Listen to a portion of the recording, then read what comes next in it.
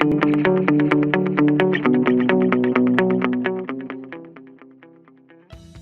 and warm greetings. Welcome to Analyst presented to you by Vajiram and Ravi.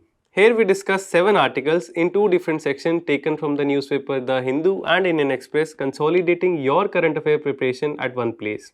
In the analysis section, we'll first discuss about Maoism Endgame, how future of Naxalism in India is going to be in light of recent encounters that have taken place. Next, we have the issue of reorganization, where we'll discuss did state reorganization has strengthened or weakened India. In the next simplified section, we'll discuss 5 articles in great detail along with a lot of value addition for your upcoming prelims exam 2026, so stay tuned. Starting with the first topic. In a major development, Madhavi Hidima has been shot dead in the Maridumalli forest of Andhra Pradesh. As if in a quick succession, Tech Shankar has also been killed. Who are these people and why are we taking such difficult name right at the start? Well, these people have been notorious for their role in the Maoist legacy, in their movement against the government of India. They have been what Honorable Prime Minister Manmohan Singh called in 2006 as the single biggest internal security challenge that India has ever faced. These people have been now eliminated, and it seems that Diwali have come early because Honorable Home Minister had set a deadline of March 2026 to eliminate Naxalism in India. Does this slew of encounter will actually lead to the end game for Maoism? Is it a Maoism end game? We discuss the future of Maoism, Naxalism in India. We'll discuss how it emerged, what were the factors for emergence of Naxalism in India. We'll take the issues about the steps that the government of India has taken and also the progress we have achieved in this regard. But let's first see its importance in the UPSC mains previous year questions, the frequency that this topic has already been asked. In the year 2015, they asked about with Malkangiri and Naxalbari focus, discuss the corrective strategy about LWE. They repeated such same theme in 2018 and 2020 also. It is very high, there is a very high likelihood that it might even come in the 2026 mains also. Now, but first thing first, what does this Maoism, Naxalism or left-wing extremism actually mean? Are they the same thing? Broadly, yes. The idea of Naxalism or Maoism is that they believe that power flows from the barrel of the gun. They do not believe in the representative democracy. They believe and they have the objective of violently overthrowing the democratically elected Indian state. The movement started in 1967 in the village of Naxalbari in West Bengal, led by leaders like Charu Majumdar. Thus, Naxalism is associated with this idea of left-wing extremism, and the whole movement is also called as Naxalite movement. The people who are upholding this ideology, they are called Naxalites. The ideology itself is called Naxalism. In one time, at one point of time in India, there existed a red corridor, which is basically a line, a geographical area, a region of India starting from Tirupati in Andhra, even crossing the national boundary to Pashupati in Nepal. And this whole region of eastern India, comprising the states of Jharkhand, Chhattisgarh, Odisha, Andhra Pradesh, Telangana and Maharashtra, heavily infested by these Naxalites. However, a lot of steps have been taken and the movement is seen to be on a declining path now. But why did it emerge in the first place? The emergence, the root cause of it is believed to be in the idea of Jal Jangal Jameen. Is that a bad idea? No. However, the manifestation of it is not certainly been appreciable. The idea of tribal livelihood in India has been associated with these 3J of Jal, Jangal and Jameen. They hold their whole existence to this idea that there must be pristine water, the land resources, the forest resources for their sovereign use. They do not appreciate any encroachment on their rights. But in the functioning of our nation, in the democratic governance, some missteps have taken place which have led to the feeling of alienation among the people of these forested land that have now manifested as a major internal security problem. When development work happen it leads to a social exclusion of tribals. How? For example, if a hydropower project is taking place, if a dam is being built, if a highway is being built, people have their lands forcibly taken away, of course for some compensation, but in the interest of utilitarianism theory, where larger interest excludes the interest of the local people, it leads to a feeling of alienation among these tribals. Take this instance of Malkangiri's tribal people. Malkangiri is a region in Odisha. These people used to live happily in their forested life, alienated from the other people from the mainstream India. What happened was that a reservoir called Bali Mela Reservoir was supposed to be built. It was built, the land was taken, but what happened as a consequence of it, or let's say an unintended consequence of it, was that these people were cut off from the mainland because their access road submerged under this reservoir, and they had to wait for 5 long decades. Yes, 50 years without a road connecting their village to the nearest towns. Why? Because of a governance deficit, because their feelings, because their thoughts, because their views did not matter, and that's why out of exhaustion from these things, some of these tribals, when they take up arms, it takes the manifestation of Naxalism. However, India being a democratic state, we also listen to the grievances of our people, and eventually the road was built, but it took a very long time. These are one of the few reasons that lead people to take up arms to violently overthrow the Indian government, to violently overthrow the state.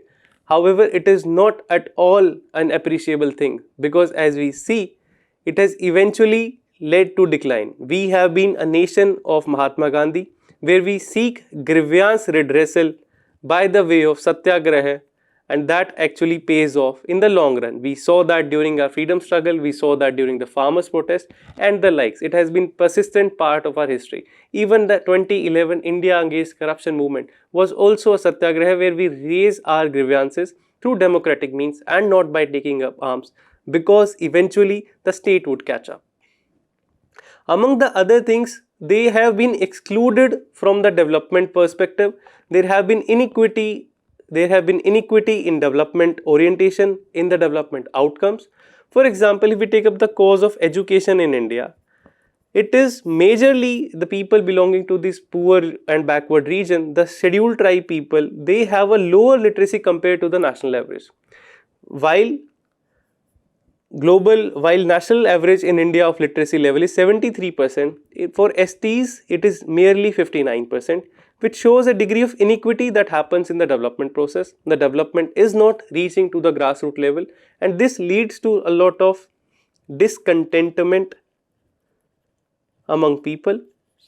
A manifestation of that could be Naxalism. However, this is not a very innocuous thing, but a very well thought out strategy involving people, involving external funding, involving very sophisticated mechanism to counter the state. They use various methods. They exploit the interstate movement, India being a unitary nation, where we have a lot of cross-border linkages across states. They exploit this interstate movement to ensure their evasion against law and order. They evade the state police by exploiting this interstate movement, because these tribals are mostly concentrated in this region of Odisha, Andhra Pradesh, Chhattisgarh tri-junction. This is called as the Srikakulam corridor. They take advantage of this tri-junction and evade arrests in various states. These people deploy the vulnerable sections, including children, women, into their army and recruit them and create a facade of these innocuous people while evading arrest, while not attracting any attention at all. They have a specific team called Bal Dasta, which is basically a group of children who are working as a Naxalite. This is the kind of means that they adopt. And then they seek to do an armed rebellion using sophisticated machinery, using AK-47 guns.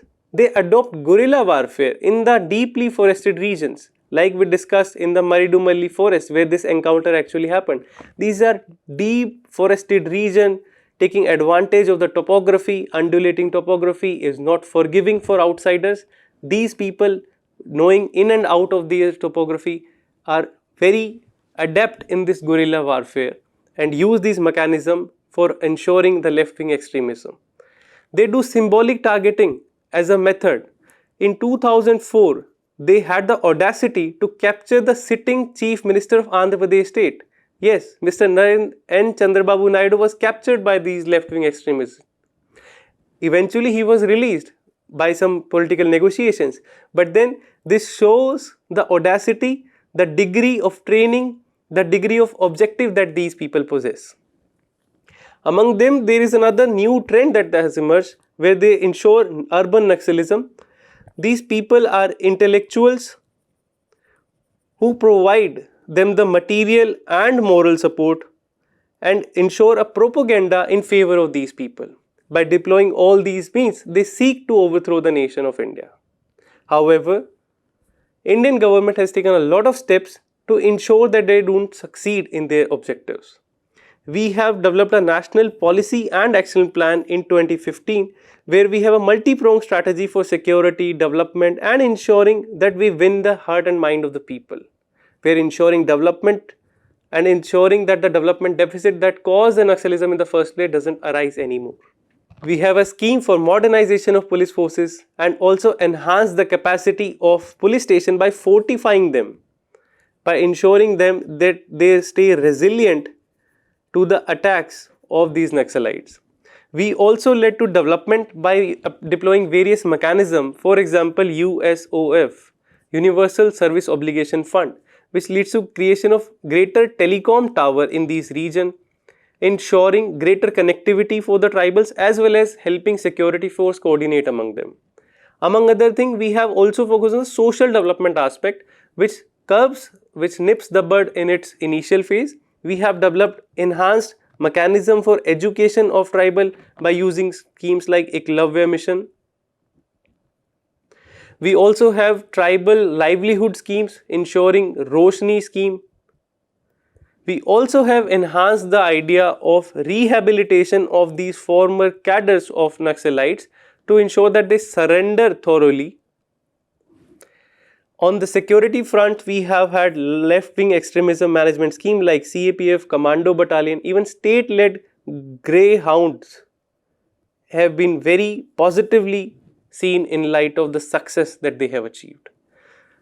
If we talk about the data, we have had 1225 Naxals who have surrendered and 270 have been neutralized till October 2025. And these two names that we took at the initial of our stride. If we talk about the success in terms of data, we have 1225 Naxals who have surrendered and 270 Naxals who were neutralized by October 2025. And the names like Tek Shankar, which we saw just at the beginning of our slide, also adds to this list.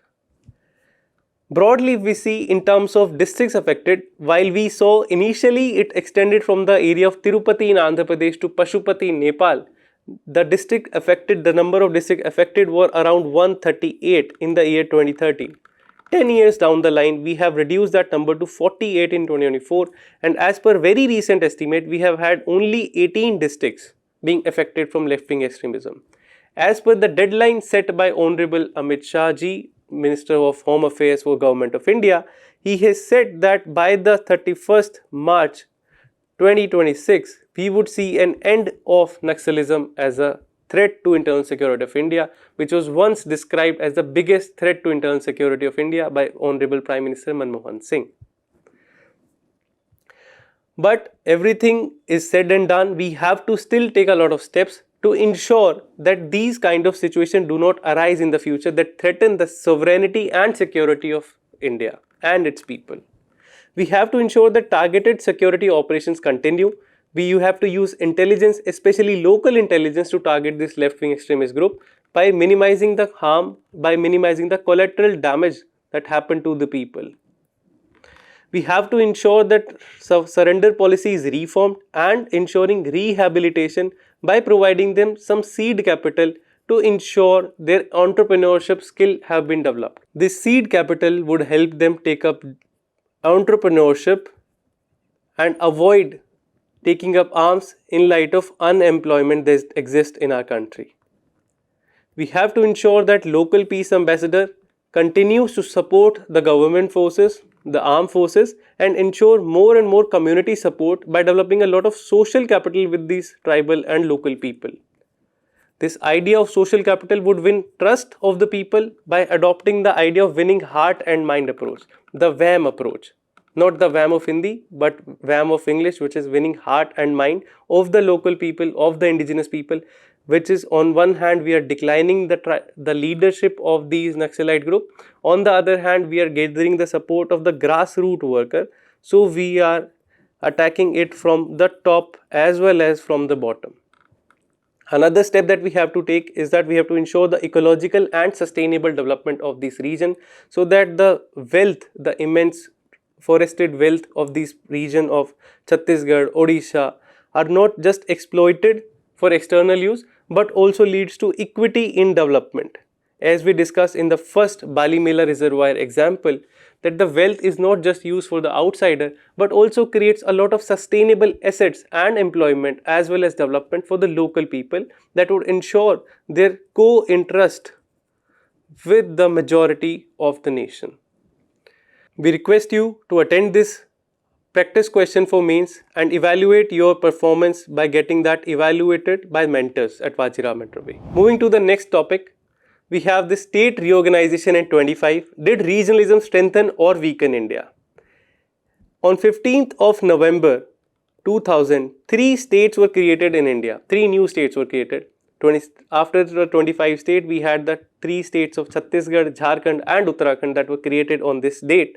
And 25 years later, we discuss whether this idea of state reorganization has actually helped these states as well as the whole of India, or whether it is a right strategy to do this state reorganization by ensuring that regionalism is manifesting it in these states. We discuss how it has impacted overall India's development story and how these new nascent states have fared compared to their elder brothers. This topic caters to not just your GS Paper 1 society but also the post-independence part of GS Paper 1. Taking a look at the previous year question from this topic, it has been a hot favorite of UPSC. They have asked multiple questions in the same dimensions. One year they asked about the growing feeling of regionalism is an important factor for creation of new states. Then they asked very specific economic based question, discuss whether formation of new states in recent time is beneficial or not for the economy of India. To answer such kind of question, you need a very well validated data to enrich and support your arguments. And in this discussion, we'll precisely provide you that, so stay tuned. Moving to the first idea of regionalism. What does actually regionalism mean? Regionalism is basically an ideology that talks about people who live in a particular region. They develop a separate identity, a commonly shared identity because of the virtue of language, culture, history, food habits like these and other attributes. Because they live in a particular region, they develop this common identity and their interests are shared.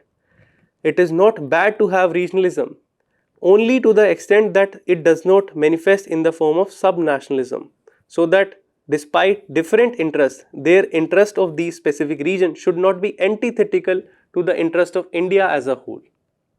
So one manifestation of regionalism is state reorganization.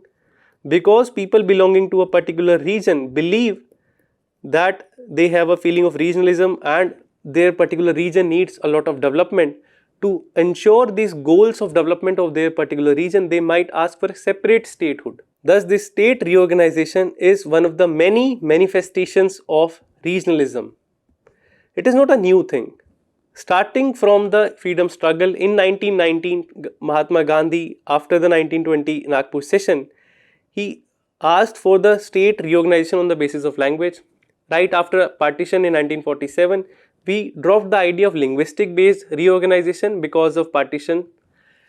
Then we had to create 3 committees, Dhar Committee, JVP Committee and State Reorganization Commission in 1953 to discuss this idea of reorganization and to balance the idea of linguistic based reorganization with the other national priorities.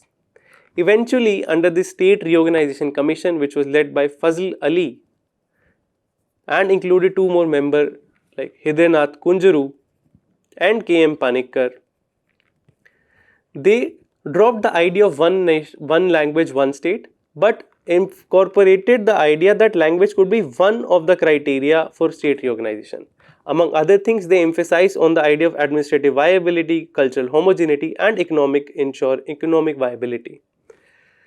Due to these reasons, 14 states and 8 union territories were created in 1956, but it did not stop there. Right after it, in the year 1960, we had creation of Gujarat from Maharashtra. Gujarat and Maharashtra were created separately. In 1963, we had creation of Nagaland. In 1966, we had creation of Haryana and Punjab on the linguistic basis.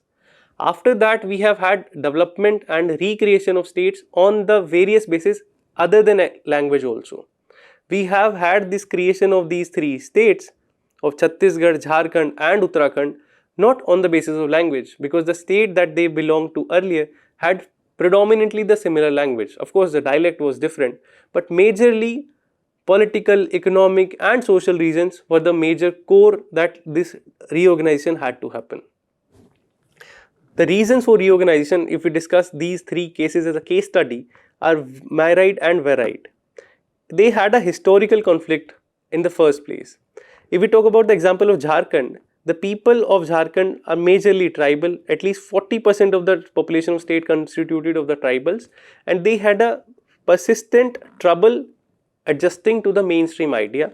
They have had this idea of Dikus who are outsider as well as the Adivasi.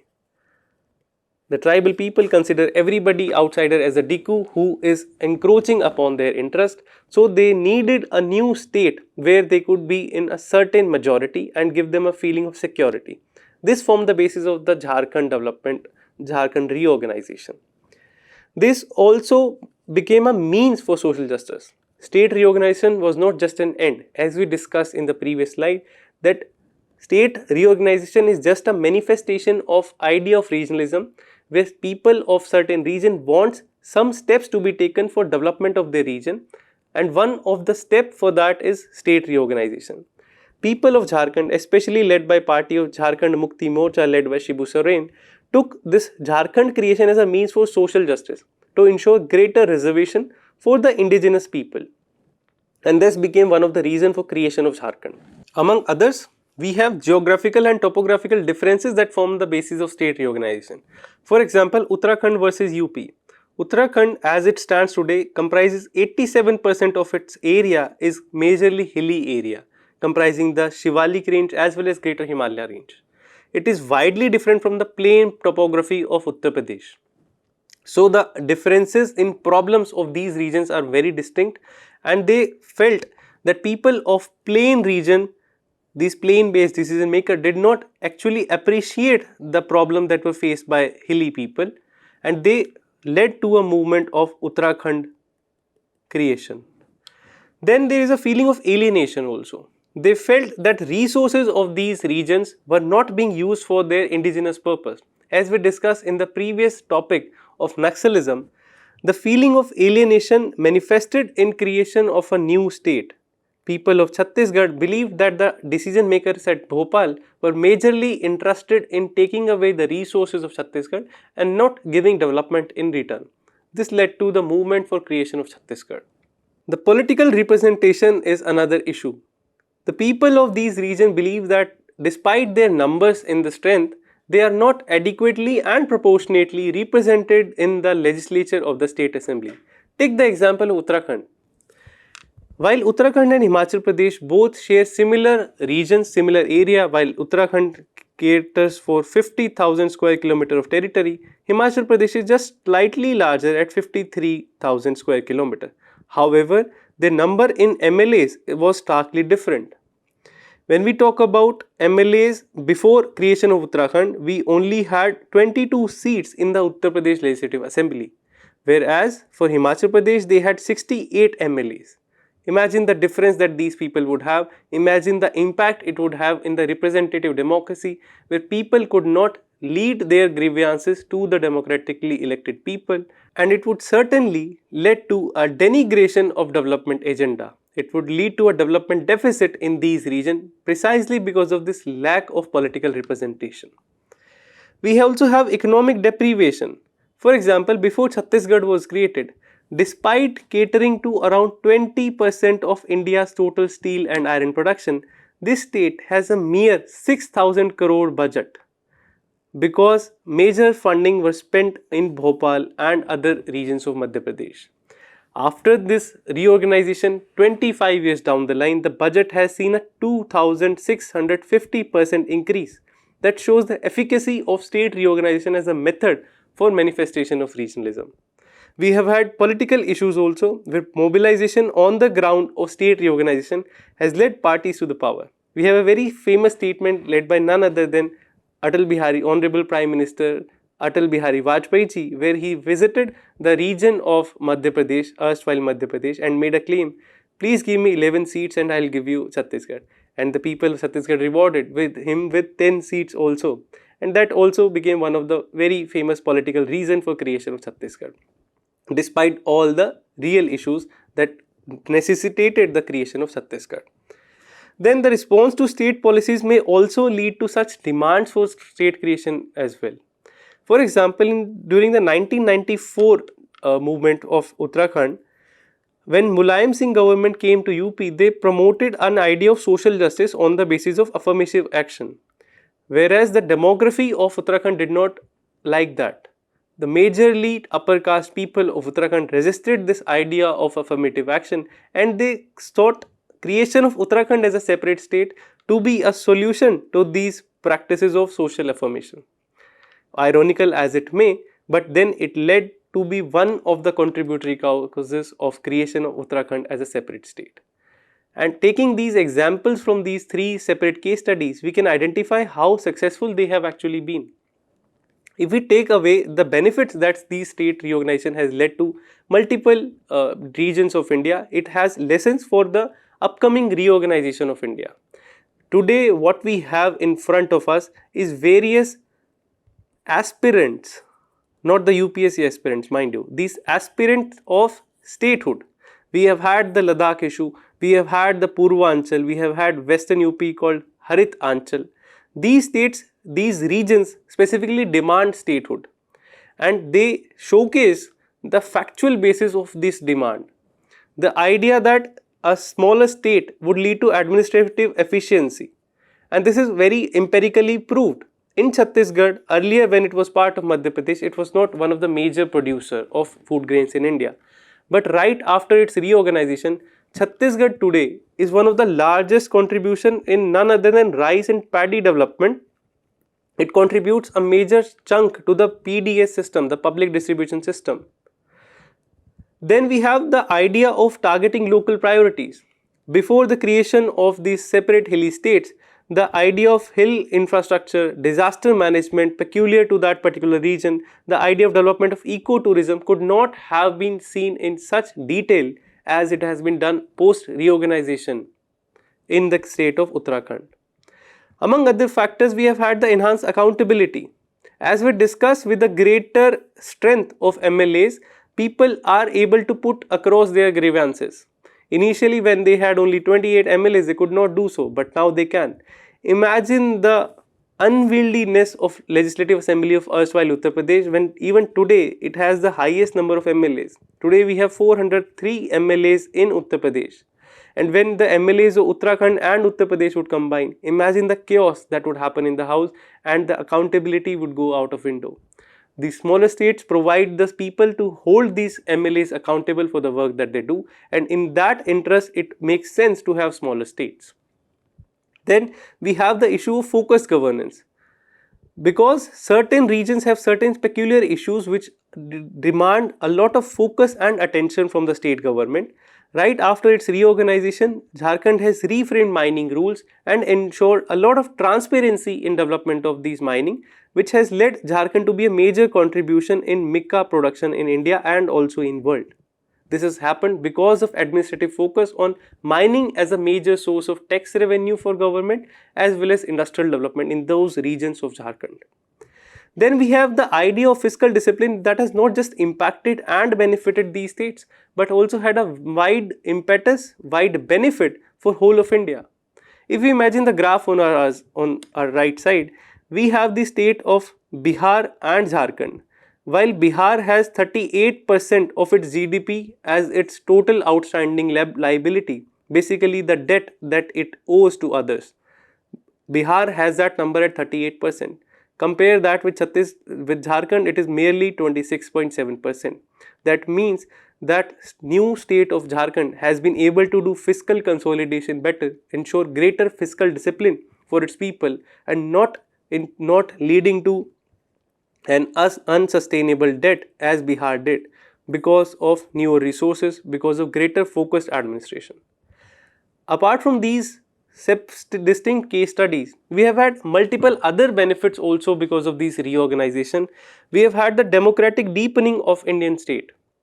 Because the grievances of people were heard, these people actually chose to use the method of democracy and not the method of arms as we discussed in the previous topic of Naxalism. They have chose to democratically deepen the state of India. Then we have the cultural preservation by creation of separate state like Telangana. In 2014, we have had creation of various tribal festivals which have been celebrated since centuries and generations. They have now been celebrated across the state with official funds to give a glorification of the regional tribal culture. It preserves the unity and diversity of rich heritage culture of India. We have development of urban infrastructure also. By the virtue of focusing the development funds for creation of cities like Hyderabad and the greater Hyderabad metropolitan region, it has shifted the focus from the erstwhile Rayalaseema region of Andhra Pradesh, which is majorly coastal region, which is majorly development deficient. But despite those issues, Hyderabad could be developed because Telangana became a newer state. Then we had greater human development as we see in the following graphs.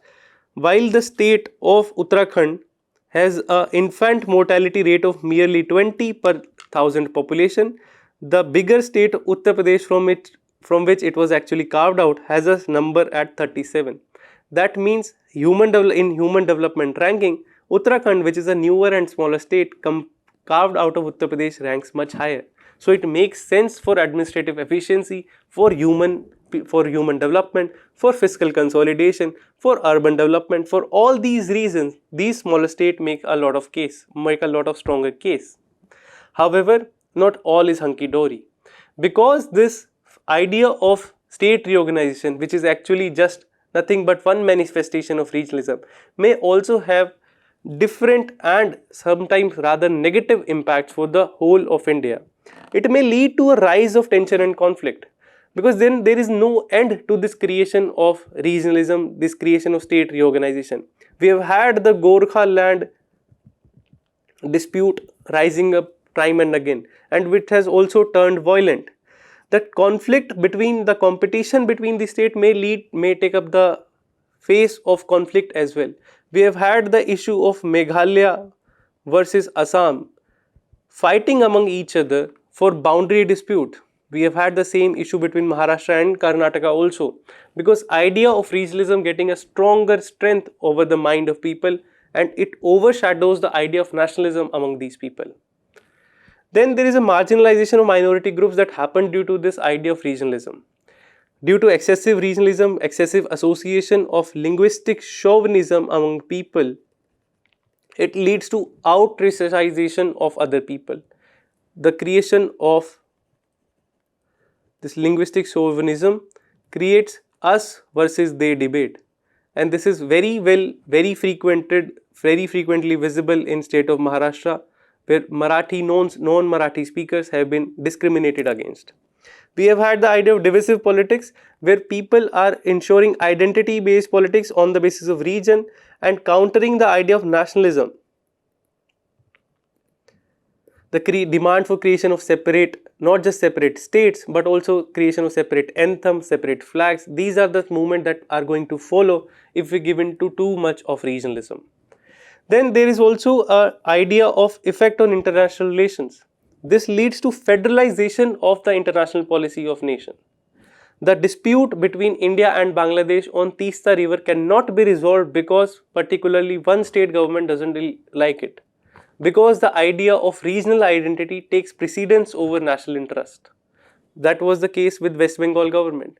The idea of non-resolution of conflict with Sri Lanka has also a lot to do with the idea of lack of concurrence with the state of Tamil Nadu. This involvement of states in the international disputes may complicate the international policies as well as diplomacy ideas. Thus, there is need for a Madhya Marg, as said by Aristotle as well as Buddha, while ensuring the viability of these smaller states, while ensuring state reorganization, we need to take a very carefully treaded path. What do? We do an institutional mechanism. We do not do it on an ad hoc basis. We do it by a permanent state reorganization commission. We discuss all the basis of demand of the state reorganization on a very thorough academic ideas. We not only adopt the linguistic approach or the economic approach while deciding this reorganization of state, but take a multi-criteria approach.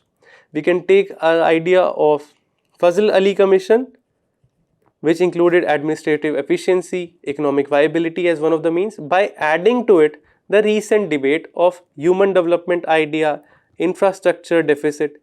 These must also be some of the criteria while deciding for creation of newer states, taking the empirical evidence from the state that we just discussed. Then we have to do the actual decentralization to curb the grievances that people have been raising for the demand of state reorganization. The major idea was that people felt left out, people felt excluded, alienated from the development process. And that would still happen if the shift has happened from Delhi to the Chandigarh. These are just a few euphemisms or just names from national capital to a state capital. Even if you create a new state capital, even if you do that at the headquarters of a state, it may not actually solve the grassroots issue unless we have empowered the third tier of governance. So there is a greater need for reorganization of the third tier, where we empowered them with fund, function and functionaries to ensure the grievances at the grassroots levels are addressed. Then we identify ourselves majorly prioritizing the national security over the regional concern. This is one of the reasons that is cited in the issue of Ladakh, where they are demanding a separate state under also a sixth schedule status, but then national priority should be national security. Idea of governance deficit can not only just be done by the creation of a new state, but also some stopgap mechanism, some continual mechanism can also be adopted by ensuring technology is integrated in this governance. The idea of DBT, direct benefit transfer, helps to curb the corruption, and thus leads to resolution of multiple debates, multiple grievances of people that not necessarily need a devolution of a separate states. This was all we had. This is the approach that we take for the idea of regionalism as well as state reorganization. Having discussed this, we request you to adapt and attempt this mains practice question and get them evaluated from mentors at Vajiram and Ravi. Moving to the next topic, we have in front of us, coming from prelims perspective, now Desi Gene Editing technology to aid cheaper commercial GE crop breeding, genome editing. It caters also to the main syllabus of application of biotechnology in GS paper 3. What exactly does it mean? What we have here is a gene editing technology which is now not based on foreign technology but very indigenously developed by our own IARI scientists. Why are we discussing this? Because it has been a persistent theme of UPSC to ask questions on the biotechnology part in prelims paper, and especially if indigenization of technology is involved, they are even more interested. Now what has happened here is that earlier we used to use the biotechnology for its application in agriculture to enhance the yield of a crop or enhance its resilience. In initial phases, we had something called as genetic modification, where genes of some another material, for example soil bacteria, were introduced into a crop. By gene editing, we are not introducing any foreign material, but rather modulating the existing genes. This was earlier done by CRISPR-Cas9, which is clustered regularly interspaced palindromic repeats, a very technical name for this tool, which is basically a molecular scissor that acts to cut the proteins of a gene at specific places and then ligate or join them to yield desirous result. This CRISPR-Cas9 technology was widely used for ensuring the crop production, which are very famously high yielding crops. How does it actually work? It uses the bacteria's having built-in gene editing system, and these bacteria's internal system was used to modulate the crops. We have had various crops that were made using this CRISPR-Cas9 and CRISPR-12A technology. For example, this CRISPR-Cas12a technology was used to create this Samba Masuri rice variety. It is a very high yielding variety which ensures that their paddy yield of India increase. Then we use CRISPR-Cas9 technology to ensure Cotton Dora Sanalu variety. This made it very drought resilient and made these crops more resilient. While these were significant development, the problem that with these technology were that they were IP dependent on foreign groups. The IP, the intellectual property rights for these technologies rested with these foreign names of Broad Institute, which is nothing but a joint partnership between MIT of USA as well as the Harvard University. And on other hand, we had the CRISPR-Cas9 technology, which belonged to this Corteva Institute, which is a company, a multinational corporation, again coming out of USA. The problem with that is that these high IP leads to high cost for farmers. If we were to devolve these technologies actually to the grassroots agriculture land, farmers would have to pay a very significant amount of money for seeds out of these technologies.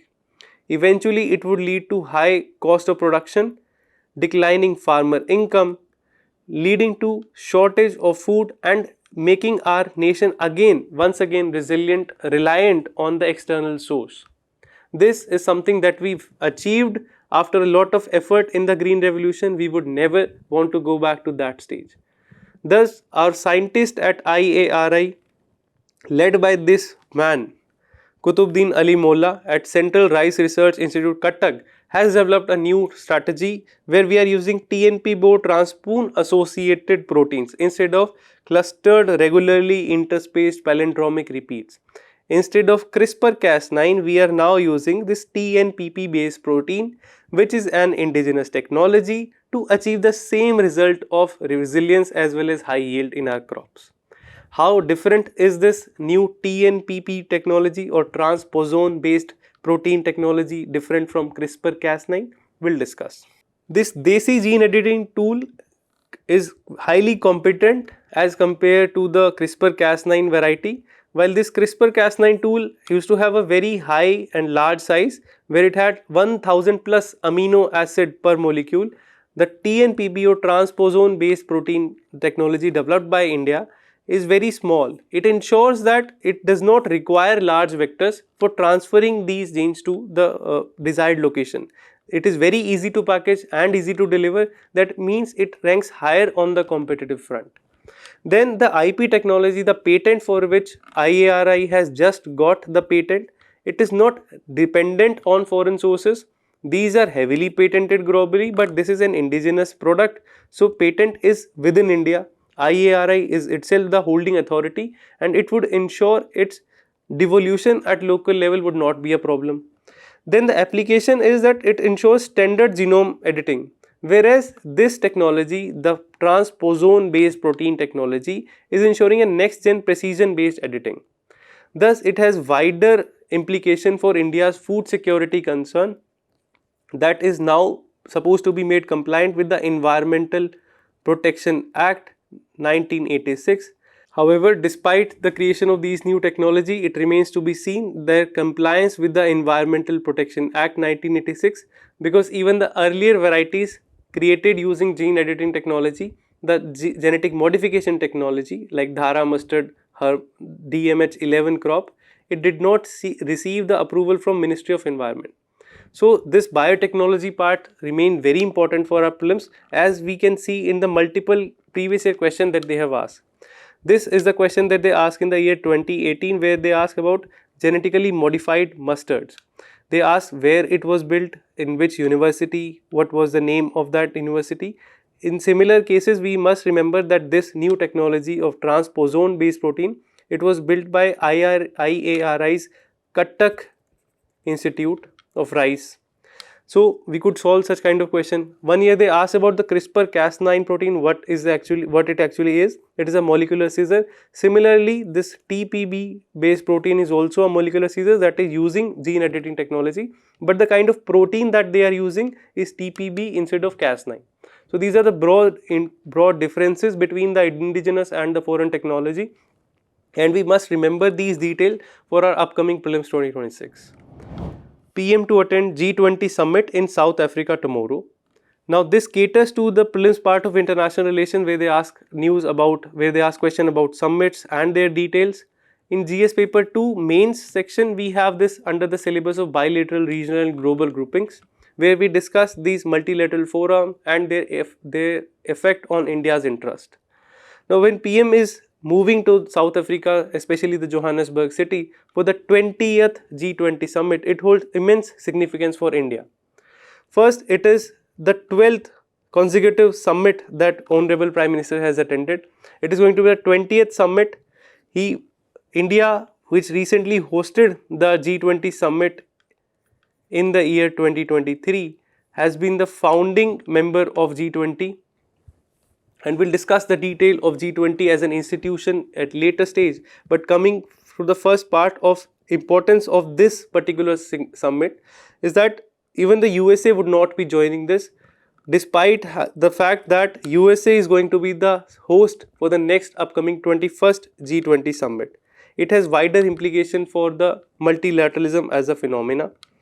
Then we have to discuss the importance that G20 Summit that happened in 2023 hold for the global world. We had a lot of achievement coming from them. We had the India, Middle East, European corridor that was developed during this G20 meeting at Delhi. We had the creation of global biofuel alliances. The theme of this G20 Summit was Vasudhaiv Kutumbakam, which emphasizes on one earth, one family and one world, which seeks to reduce border-based discrimination. Then the idea of inclusion of Global South by giving membership to African Union was also a significant achievement that the summit of G20 at New Delhi achieved in the year 2023. What happens in South Africa remains to be seen, but for our prelims perspective, what is important is the idea of G20 as a summit, as an organization. The history of G20 goes back to the 1999. It came under the backdrop of 1997 Asian financial crisis that happened. World over, nations thought and pondered over the possibility of these small emerging developing economies who hold a major chunk of global finances and how they can impact the global economies. Because of this Asian financial crisis of 1997, it led to a global recession kind of scenario. So it was thought that an organization should be created where they discuss the fiscal and monetary policy matters among these major emerging economies to ensure a global steering wheel for these economic policies. And thus, this is what precisely the G20 act as. It acts as a global steering wheel for these policies. They take up decisions on the taxation, the global alternative minimum tax, corporate tax rationalization, the idea of base erosion and profit shifting, the idea of money laundering. All of these are the issue that the members at G20 discuss. It started in 1999 as an informal group, but in the year 2007 it was upgraded to the head of state level, where the head of the government, head of the state would lead these negotiations. It came very timely for the 2008 financial crisis that made it even more indispensable for the governance of economy of the world, and it made it very promising because it included two parts of Sherpas and finance track, where the financial issues impacting whole of the world, they were discussed at these levels. Then there is also a component of Troika that exists in the G20. Troika basically means 3 consecutive partners that exist at G20. For 2023 Summit of India, we also had Italy as well as Indonesia that hosted the G20 Summit in quick succession. In 2022, the summit held in Italy. In 23, it happened in India, and in 24, it happened in Bali in Indonesia. So this concept of Troika of G20 ensures the succession of G20. It ensures a lot of consistency in the policy of these members. From our prelims perspective, we must remember the facts related to G20 is that it includes 20 members, which includes now 20 plus 1 because there are 19 countries, as well as 2 association, which is one EU as well as African Union. Apart from that, we also need to understand that it holds a major account for 85% of the global GDP, as well as 75% of global trade happens only between these 20 nations. Even one year they asked specifically about the who are the members of the G20. They asked, give us a question where they asked to find out who is not, and the answer was that year Malaysia, smaller nation like Singapore, Vietnam. These are not the nations that are part of G20, but the emerging and major developing economies like Brazil, Indonesia, South Africa, Saudi Arabia, like these 21 nations, including nations as well as grouping, are the members of G20, and this is something that we must remember for our prelims exam. However, there are certain issues that this G20 summit has, this G20 as an organization has, because there is no permanent secretariat, there is lack of official consistency in the policies of G20. They do not have a permanent secretariat, they do not have a permanent headquarter where the meetings would be held. There is a broader east-wide divide here because the Western group also have a G7 meeting which act in counter to the G20 idea. The lack of shared interest is missing because some of the nations are democratic, for example USA, India. However, some of the nations are working under a very autocratic system or not so democratic means of working. So this leads to a lot of conflict. There is also declining faith in the globalization, as we have just seen that in the upcoming session, in this upcoming G20 summit, even USA is not taking part, whereas the world at the same time is seeing a rise of China, the assertion of China, which is determining the major outcome of these organizations. India's interest lies in G20 to ensure G20 as the bridge between East and West. That is why we took the initiative of IMEEC, India Middle East Corridor, to bridge this gap between East and West. We have to ensure the idea of climate change, money laundering, terrorism, the issues that affect all of the world, to be identified here and discussed for ensuring global governance on these matters and ensuring a shared policy for global benefit.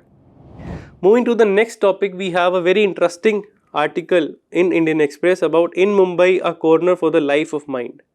The idea is basically related to the modern history section of our syllabus catering to the GS paper 1. Please see this picture. Does this ring a bell? Of course, you must have seen this in a lot of Bollywood movies. It is a very widely represented theme of Mumbai's topography, where people throng it at night and take it as an iconic place. It was visible in the movie Tezab. It was visible in the movie Jaane Tu Ya Jaane Na. But beyond these movies and Bollywood, it holds an immense historical significance. This building is nothing but the Asiatic Society of Mumbai. It was established in the year 1804. Why are we discussing this today?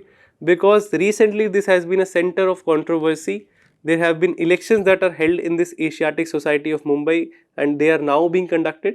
But what draws our attention is the state of affair that this particular institution, which holds immense significance for our history, is in the state right now. It is lacking conservation, the structure is dilapidated, there are not enough caretakers, the funding of them are not being undertaken. But beyond these issues, it is also signifying a decline in the intellectual or intellectualization of Mumbai, where it is now just working as a symbol of the past. It is not working as it was supposed to be, a center for intellectual decisions, intellectual discussions. It was, if we talk about the history of this monument, it was established in the year 1805 by Sir James Mackintosh. If it rings a bell, Asiatic Society of Mumbai was actually a sequel to the very famous Asiatic Society of Bengal, which was established by none other than Sir William Jones during the governorship of Lord Warren Hastings in the year 1784. Both these institutions cater to the same idea of Orientalism, where these were discussed, they were set up to ensure discussions on the idea of knowledge of East. The knowledge of East is structurized, it is stored in the memory that helps in the administration of this new nation. This institution was supposed to act as a repository of the artifacts of this nation, which has a wide and diverse history. It is actually working as a means to do so. There are various treasures that are available in this Asiatic Society of Mumbai. The original Italian manuscript of Dante, the philosopher's Divine Comedy, is located in this very building. We have had the manuscript of Aranyaka Parvana, which is a part of Mahabharata, that is located in this building. We also have the sacred relics from Sopara. Sopara is nothing but a town in Maharashtra's coastal region. It is a port city, and the relics of Buddha's begging bowl have been stored here. So you can imagine the significance this holds for our history, not just because of history of modern India, because it was established as an institution of Orientalism during the time of Sir James Mackintosh, but also from the historical perspective of as a repository of artifacts of India that is in dire need of conservation, especially in the phase where it is now just been reduced as a monument, as an iconic place, as a means for photography and selfies of people. Moving to the next topic, we have this article from Polity section, where it discussed that Supreme Court has just struck down the provision of Tribunal Reforms Act 2021 and asked the government to set up a panel.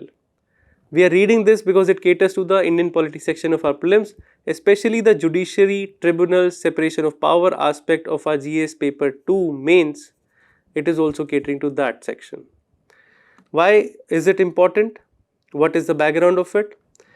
Actually, the constitutional background of India's DPSP discuss about the need of separation of power. It states that the state shall take steps to separate the judiciary from the executive in the public service of state.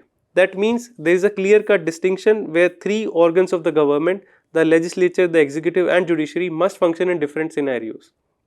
While legislature would create laws, judiciary would adjudicate them and executive would only implement them.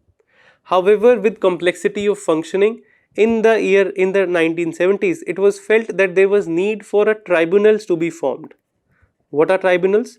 Tribunals are basically semi-quasi-judicial institution which involve not just the member of executive but also the member of judiciary together to solve dispute, to resolve dispute of technical nature which can not only be solved by judges. In this backdrop, an act of parliament added a part to our constitution. A constitutional amendment was undertaken, especially the 42nd Amendment of 1946. It added 2 articles to our constitution and added one part to it. The part 14A deals with the constitution. Part 14A of our constitution deals with the aspect of tribunal today. It added 2 articles, Article 323A, which talks about the administrative tribunals, which is only the parliament can do so, and Article 323B, which can give powers to the parliament as well as the state legislature to set up tribunals for other reasons also. For example, foreigners tribunal, we have film certification tribunal and other things. For these technical purposes, where we have established a quasi-judicial body which involves member of executive as well as judiciary, the tribunals were created. To ensure the functioning of these tribunals, various laws have been made by parliament, various acts reforming the functioning of these tribunals have been made. One of these acts was Tribunal Reforms Act 2021. The key provisions were that it sought to rationalize the number of these tribunals. It was becoming very unwieldy because a lot of new tribunals were created over the years. Under this act of Tribunal Reform Act 2021, 8 tribunals were abolished and their jurisdiction was transferred to the High Court. While this idea of tribunal formation actually violates the spirit of Article 50, which is talking about the separation of power, this was actually upheld in the L. Chandra Kumar case, which upheld the constitutional validity of creation of tribunal under the 42nd Amendment Act. So, taking cue from that these are very constitutional bodies, the tribunals are constitutional bodies, the government in the year 2021 sought to reform their functioning and rationalize them by abolishing certain tribunals, for example, Film Certification Tribunal or Intellectual Property Tribunals. These were abolished and their resources were rationalized. However, among the more controversial aspect of this was the appointment process. It was to be done by SSC, not the Staff Selection Commission, but a search cum selection committee was to be formed, which included various members, not just judges, but also 2 secretaries of the government of India.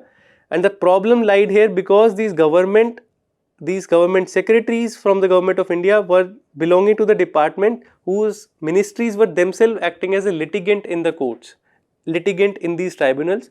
So it included an idea of conflict of interest that existed here.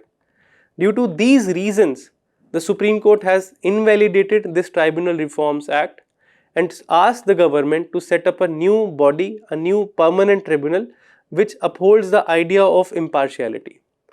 There has been a consistent dispute regarding the tribunal and their jurisdiction. Government used the Finance Act of 2017 to give the government the power for the appointment of tribunals. This was later struck down in its Roger Matthew judgment. Then we had this new rules that came in 2020. This was again challenged. An ordinance came for bringing such rules of tribunals, and this was also struck down by Supreme Court. So there has been a long running power struggle over tribunal because executive versus judiciary have been toggling the struggle of over the control of tribunals. In the recent act, what the Supreme Court judgment has said that this new act of Tribunal Reforms Act 2021 is nothing but a new wine, an old wine in the new bottle, because the earlier ordinance that was passed in 2020, which was having the similar provision, it has now been brought under this guise of this new act. Since this is violative of idea of separation of power as well as constitutional supremacy,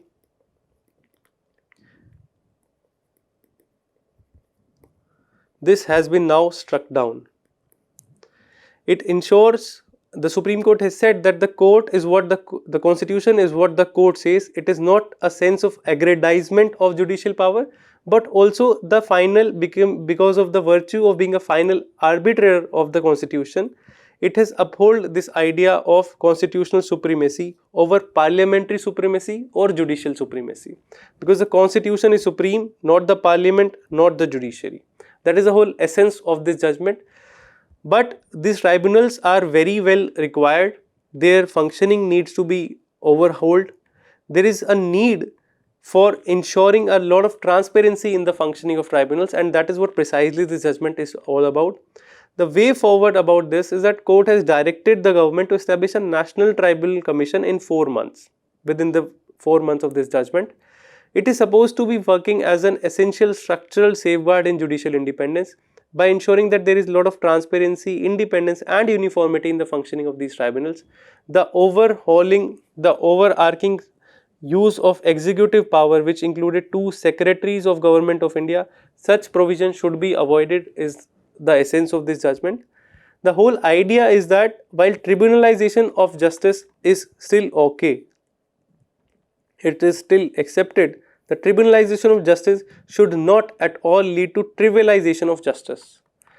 It means that justice should not become trivial in the matter just because it is going to a tribunal. The idea here is that we must ensure the working of tribunal by enhancing the vacancies in the tribunals, by ensuring upgradation of the infrastructure that exists for these tribunals, and ensuring that justice is served at fast pace, because justice delayed is justice denied. Moving to the next and last topic, we have declared extinct decades ago a tiger returns to a new home in Gujarat forest. This news is very important from the perspective of our prelims, where we discuss about environment, wildlife sanctuary. These questions are repeatedly asked in the prelims exam. Also from mains perspective, the idea of conservation is a very well written topic in our GS paper 3, so we have to discuss that. But why is it this significance that a tiger has been found in Gujarat? Are not tigers fall almost across all the major states where their forest level exceed around 5%? The idea is that Gujarat is one of the rare place on earth which exists as a host to all three big cat species. Especially after this discovery, it has been ensured that tiger has also been found in Gujarat in this Ratan Mahal Wildlife Sanctuary of Gujarat, which borders the Madhya Pradesh. It is also significant because among other species, it is only Gujarat's this Gir region in the Kathiawar Peninsula that Asiatic lion are found. Nowhere else in the world we find Asiatic lion. This is found in Gujarat. Now in this Ratan Mahal Wildlife Sanctuary bounding the Dahod district of Gujarat, we have found the idea of tiger here. Especially now when we are considering development in the Bunny grassland, which lies in the Kutch district of Gujarat, we have the idea of reintroduction of cheetah. Thus, Gujarat has become the only state where we have all these three big cat species across diversity of this expansive state. This ensures that the habitat is well conserved. It is ensuring a lack of man-animal-wildlife conflict that exists in this region. It is ensuring the sustainability of ecosystem of this region. It is also important to understand that Gujarat, especially as a part of India, because India holds 70% of the global tiger population and the number of tigers have already been rising. They rose from 2967 around 3000 to 3600 in the last tiger census recorded in 2022. This ensures that sustainability of big cat is a positive outcome of the conservation effort that India has taken. From our prelims perspective, we have to remember that Gujarat as a state has a lot of wildlife sanctuaries as well as national park. But 4 major national park is what we have to remember. We have 4 national park and numerous wildlife sanctuary. At least remember the national park for a prelims perspective. We have Vansda National Park in Gujarat. Then there is a Black Buck Conservation National Park. We also have this Gir National Park. This is precisely the location of Asiatic lion. Then we have also Marine National Park located in the Gulf of Kutch region. Precisely here we have this Marine National Park of Gujarat. This is we have to remember because in our prelims examination we have seen multiple questions coming on the wildlife sanctuary, coming on the national park, coming on the tiger reserve. We also have question on the tiger reserve coming on the critical tiger habitat in the year 2020. So these are the facts that we remember for our upcoming prelims exam. That's all we had today. Thank you so much for tuning in. Best of luck.